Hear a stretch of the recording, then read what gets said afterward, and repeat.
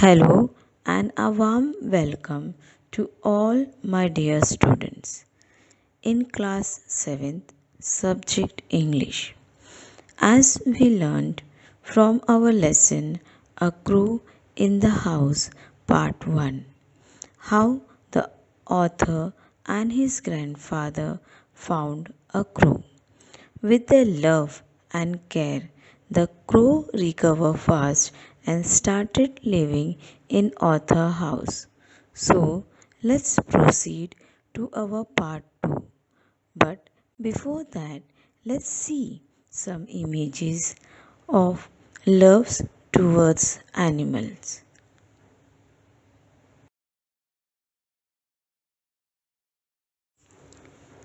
Love towards animals. Student, you can see some images related to loves towards animals. You can see in this image how the human being is taking care and loving to the animals. Love of animals and animals' friendship is a feeling of affections that humans often have towards non-human beings such as animals. They are the one we human loves so much. They are those who don't talk like us, but they understand our feelings. They are like a friend to us with whom we can share everything. Animals like dog, cat, parrot, crow, etc. Some have some beautiful qualities which we human doesn't even have. They are the most loving things which we human can't resist from carrying them. They taught us the loyalty. They taught us the loyalty and good relationship with other and how we should be calm and polite with others. They are the one who love and be with us without any needness of ours. They only know to love and came, and that's the best thing we could actually learn from them. Caring to others for without any reason is a love good thing. So students, all these things we learn from animals.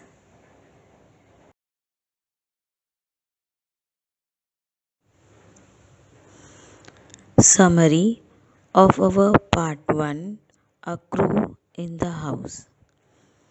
A Crow in the House is a story by Ruskin Bound about a pet crow. The story is narrated by a boy who brought a young injured crow, fallen by the road, to his home.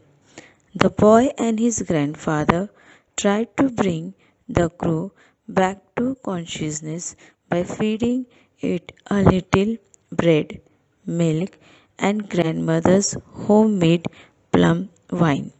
The crow soon recovered under their care. The crow was given the chance to fly away, but it did not and stayed with the writer's family.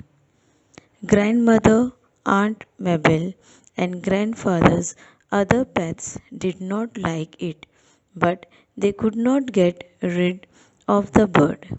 The family wasn't sure of the crow's gender, but named him as Caesar. Caesar was naughty and disturbed the family at the dining table for his share of food. He even messed up all the things at the author's home. The author's grandmother was of the opinion that the crow would destroy everything.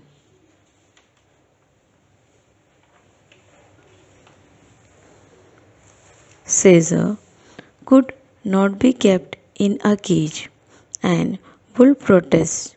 He did not mix well with the other crows in the banyan tree, which was near which was in the courtyard of the author house.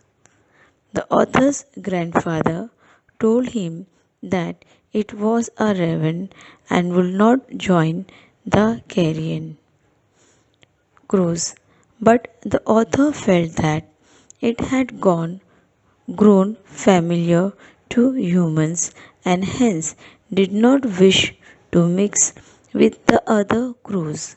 Caesar would even harnelled the hornbill who lived in a cage.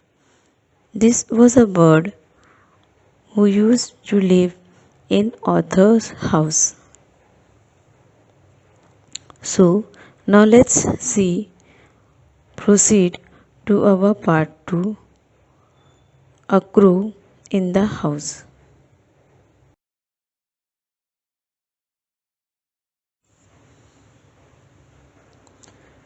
Continuation of our part 2, a crow in the house. In time, Caesar learned to talk a little as ravens sometimes do in a cracked, throaty voice. He would sit for hours outside the window, banging on the glass with his beak and calling, "Hello, hello."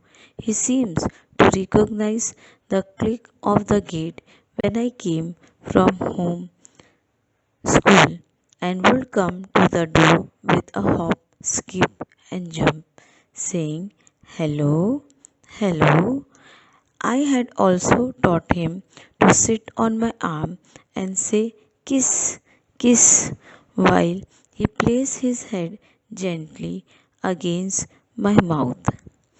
New words from this paragraph. Raven, a large heavily built crow with mainly black plumage, feeding chiefly on carrion. Throaty, a sore throat. Gently, with a mild, kind, or tender manner. Explanation of this para. Now, Caesar was becoming like a family member. He now began to talk in a throaty voice, like Raven. His mischiefs also increased. He would now sit outside the window for hours and hours, banging the glass window and calling, "Hello, hello." He used starting, recognizing clicking of the gate, and when Arthur returned from school, he used to hop, skip, and jump and greet him to, with a hello voice. The author also taught him to say kiss, kiss, kiss.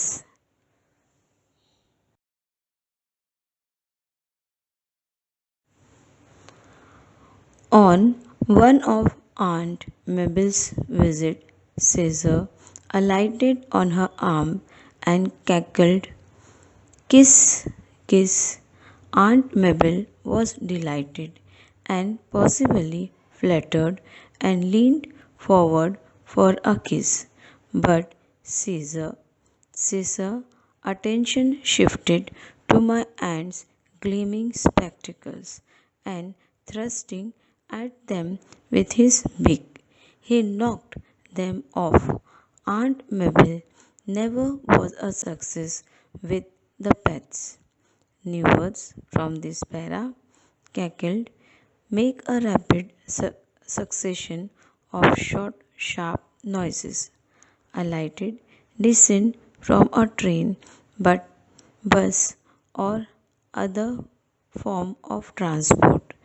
Gleaming of a smooth surface reflecting light, typically because very clear or polished. Thrusting, the motion of pushing or lunging suddenly or violently. Explanation of this paragraph. Once Aunt Mabel visited us, means in our house. Caesar was so delighted to see her, means happy, that he started cackling, kiss, kiss, kiss. On hearing this, Aunt Mabel was flattered and leaned forward for a kiss. But now Caesar's attention was shifted to her glowing spectacles. Instead of kiss, he knocked the Aunt Mabel spectacles.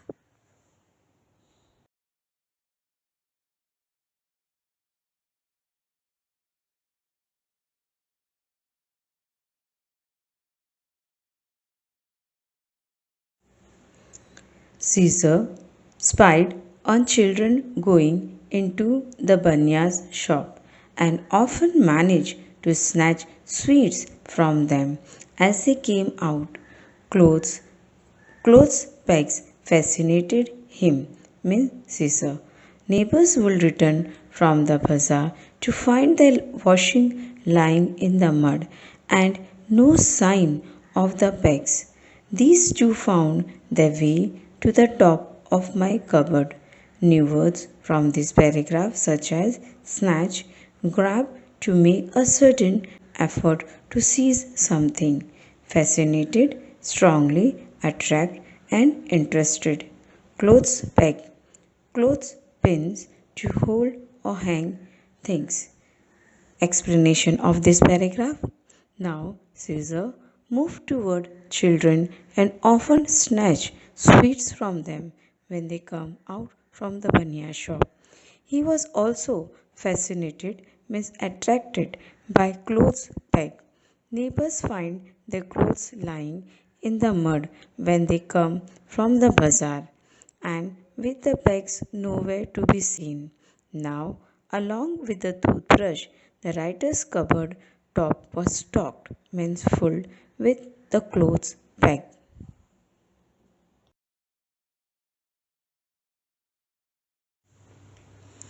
It was Caesar gardening activities that finally led to disaster. He was helping himself to our neighbor's bin when a stick was flung at him, breaking his leg. I, Miss Author, carried the unfortunate bird home, and grandfather and I washed and bandaged his leg as best we could, but it would not mend. Caesar hung his head and no longer talked. He grew weaker day by day, refusing to eat an occasional sip of grandmother's homemade wine, which he loved to eat, and all that keeps him going. New words from this paragraph: flung, threw or hurled forcefully, sip, here, to drink a liquid by taking small mouthfuls, unfortunate, having or marked by bad fortune, unlucky. You can see on the screen how the stick broke the crew leg. Explanation of this paragraph. But the final disaster came with Caesar. Gardening activities. He was in the garden when suddenly a stick flung at him and his leg was broken. The author carried him, and both he and his grandfather washed and bandaged the leg of the crew. But it was not bent. Caesar stopped with mischiefs. Means he is not playing any mischievousness or any activity. Day by day he grew weaker. He now stopped eating and occasionally sipped,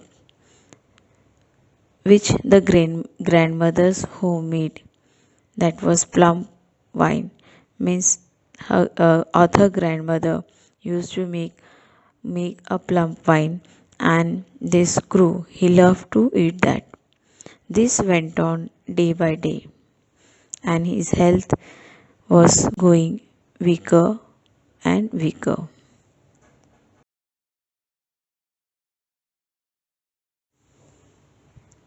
One morning I found him, means Caesar, dead on the sofa, his legs stiff in the air. Poor Caesar, as his antisocial habits had led to his early end. I dug a shallow grave in the garden and buried him there, along with all the toothbrush and clothes pegs he had taken so much trouble to collect. New words from this para: stiff, not easily bend or change in shape, rigid, antisocial, contrary to the laws and customs of society in a way that causes annoyance and disapproval in others. Grave: a hole dug in the ground to receive a coffin or dead body, typically marked by a stone or mound. Explanation of this paragraph: one morning, the author saw his leg, means Caesar legs were stiff in the air, means hard, and he was dead. Poor Caesar, his mischiefs led to his untimely end. The author dug a grave and buried him along with all the toothbrush and cloth pegs in the graveyard because he took lots of troubles to collect all these things, and he also loved toothbrush and cloth pegs. So author buried that also along with the dead body of Caesar.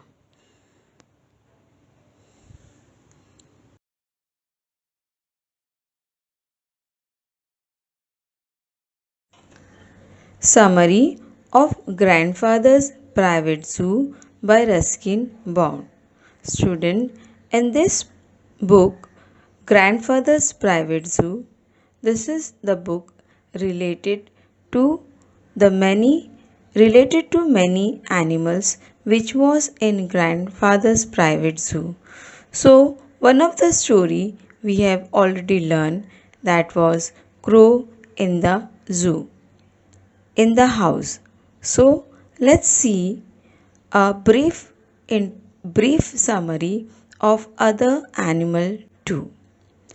Grandfather's Private Zoo by Ruskin Bound is a widely held tale among children, for it depicts personal behavior of animals and birds brought home to add to the personal zoo. Rather, the tale of nature, flora, and fauna lovers who loves to keep a collection of animals and birds. At time, even reptiles. Grandfather's Private Zoo is a novella consisting 9 well-connected stories. The stories start with the adventures of Toto, a monkey. The narrator is a small boy, and his grandfather loves to keep a private zoo at his home. On the other hand, grandmother abhors probably making animals and doesn't support him with his animals. The monkey begin taking from a tanga driver for the sum of 5 rupees seems to be indecent. He breaks a lot of kitchen dishes and steals food, and whenever grandmother catches him red handed, he too often runs away. through windows to remain in Isa- Isabel. Fed up of his indecent behavior, grandfather sold him to the Tonga rider for the sum of 3 rupees at a loss of 2 rupees. So, this was the story of the monkey. So, let's see the other story too.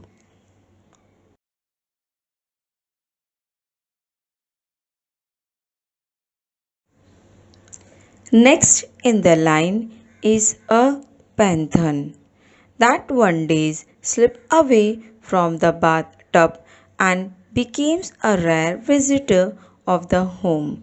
But whenever he comes, he scares people because of his hiding position. Later, he develops fondness for sitting before the mirror for hours, and to get rid of him, grandfather catches him in a cage, attacked with mirror, and drops him far away into the jungle across the river. Not only this, other troublemakers are Hornbill Arnold, who stayed with the family for 12 years, and there was a crow he was kept Omanica. He loved collecting pens, pencils, and pegs from others' houses. But one day, while thieving pegs off the hanging clothes, he struck by a neighbor's. The narrator and the grandfather try to heal him with some medications, but to no purpose. Eventually, he dies, and the small boy buries him respectfully at the backyard with all his stolen material. Sadly, the bad karma of the crow returns to him, taking him away from the world.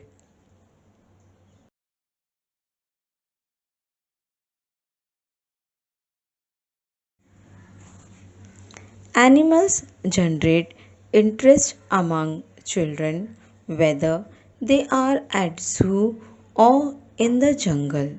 The objective behind writing grandfather's private zoo novella is to introduce children to the animal that live around us or in the zoo or in the deep dark jungles.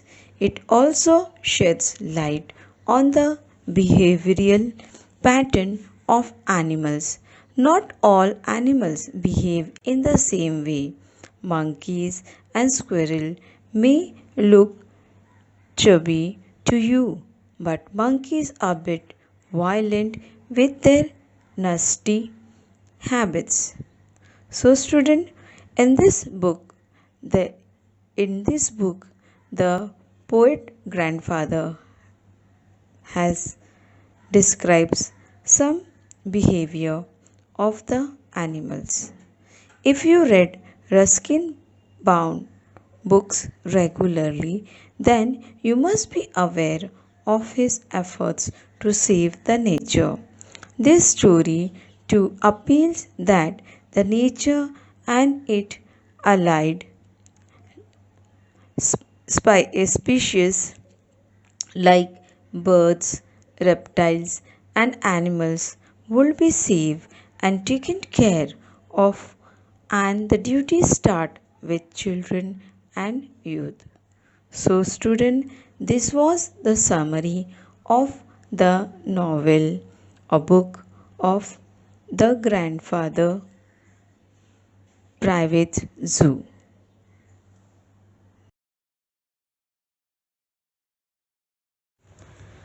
Evaluation of our lesson, A Crow in the House, Part 2. Fill in the blanks. Caesar's dash habits had led to his early end. Answer is anti-social. Clothes specs dash Caesar. Answer is fascinating. Answer the following.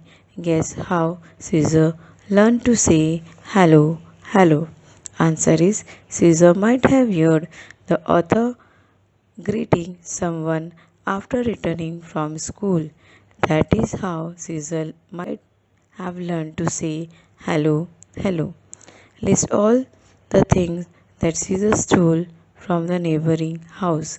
Answer is cloth pegs, toothbrush, pencil, ribbon, pens, etc. How did Caesar got hurt before he died? Caesar was helping himself to a neighboring beans when the neighbor flung a stick at him, breaking his leg. Caesar could not recover from the injury and soon he died. What things did the author bury along with Caesar? The author buried all the toothbrushes and cloth pegs which was collected by him and buried along with the dead body of Caesar. Answer in brief. What is implied in the sentences? Most of the neighbors were represented in our house by our toothbrushes. Answer is the line suggests that Caesar had collected at least one toothbrush as a representation of most of the neighbors.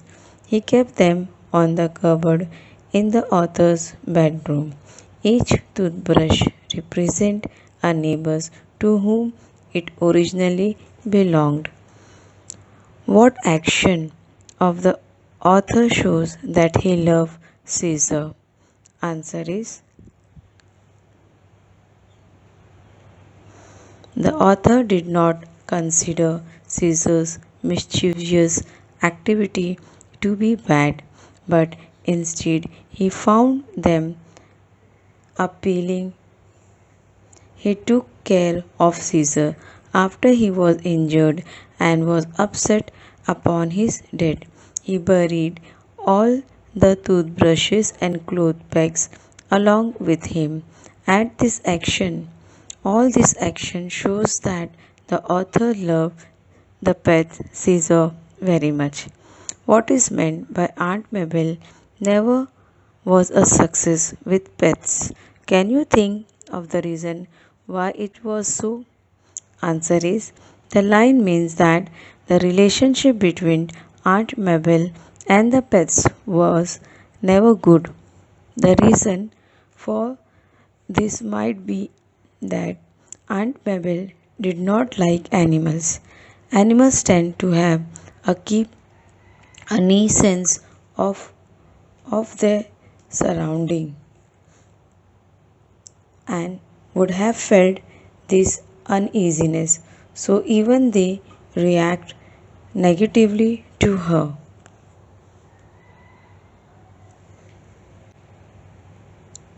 What you get an injured would you get an injured animal home and take care of it? Have you come across such a situation? So here this is your personal response question, student. So you have to write your own. Grammar. Give antonyms for the following words means opposite. Frequent, never, dull, gleaming, gentle, thrutty. Cooperated, squibble, humble, snobbish. Give the verb form of word recognition. Answer is recognize.